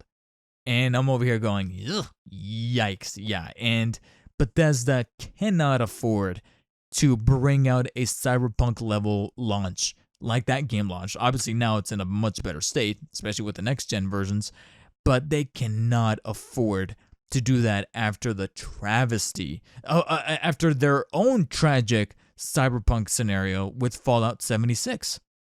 They cannot do it. They cannot afford it. Because if Starfield were to have been released in that state, it's over. I feel like no one's going to have any good graces of Bethesda as a developer. Maybe as a publisher, especially if they have all these other studios under the belt like id and Machine Games and Arcane that are handling Redfall, that are also responsible for Deathloop and what were they called, the Dishonored games, which I'm hoping will make a comeback eventually. But as a developer, first party developer with Bethesda Game Studios, they cannot afford to botch this one. So yes, the delay stings because of how empty the rest of the year is kind of looking. But, from a case-by-case basis, like I said, this can only result in the games being even better and then our developers being taken care of. So I'm welcome to it, but I will admit that there is a sting there to cross. I feel like this year, even more so than last year, I am deleting games from my 2022 list more than I'm crossing them off. And when I say crossing them off, I mean in respects to actually playing them and completing them. I'm deleting them via the X button to say, well, I'm not playing them because they're not coming out this year. It is a bummer, especially coming off the heels of the delay of the Suicide Squad game and Breath of the Wild. Right now, me personally, as far as a super hyped game that I'm looking forward to, that is day one, it really is just God of War Ragnarok. And as I stated in my tweet on my own personal profile, if Ragnarok gets delayed, which I am not ruling out whatsoever considering how quiet it's been over there at Sony Santa Monica Studios, that's it for 2022. And by default, Elden Ring won Game of the Year. I'm talking for the Video Game Awards, for DICE, for BAFTA, you name it. Elden Ring's got it. If Ragnarok gets booted out of 2023, which again could make for a much better experience and a much more polished game, that it's probably going to be even better than what originally was. But speaking solely for the gaming year that is 2022, Elden Ring's got the bag. They got it. And for me, I can only look at this as at least as the best positive that I can extrapolate from this, which is that hopefully I can get some backlogs done and out of the way and focus on some other games that demand respect and also take my time with them. And now I turn it over to you guys. Is this good? Is this bad? If you're watching this on YouTube, post in the comment section below. Does this sting or hurt you in any kind of way knowing that Starfield got pushed, or were you not really caring for those games whatsoever and it's all Elden Ring all the time anyways?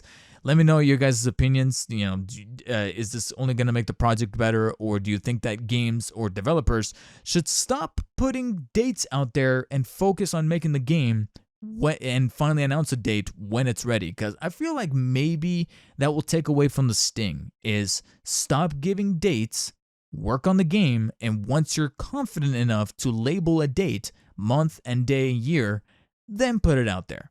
Otherwise, keep working on that game. I'm sorry it sounds a little entitled, but that's honestly kind of where I stand. Stop dating, start working. Jesus, that sounded very dictated, but honestly, it's a philosophy. It's a way of philosophy, and I'm not saying crunch it all the way out. No, just work. Just work. It's something that I've even adopted to my own content creation. Like I've done my best to practice what I preach here, in the sense of work on the video, edit it. And then finally, when you're in a state where all you're doing is just rendering and getting the thumbnail made, then you can take to Twitter or take to the community post and be like, hey guys, a video's coming out this week, look forward to it. Then talk about it. And I think video game developers should do the same. Let me know what you guys think, either in the comment section if you're watching this on YouTube, or adding me on Twitter at DarkspiderDavid, or hitting me up via Instagram, because yes, it is the end of episode 1 of the 4th season of the DarkspiderCast. Again, if you guys are watching this on YouTube, look forward to a new episode every week. Subscribe and turn on the bell to get notified when that goes live. And if you guys want to check out the actual mainline YouTube channel, as well as all of my social media plugins, you can find them in the description on Twitter and on Instagram at DarkspiderDavid. Or if you guys want to check out the official website, DarkspiderDavid.com. as well as, of course, the Anchor FM link, so you guys can follow via your favorite podcasting platform of choice.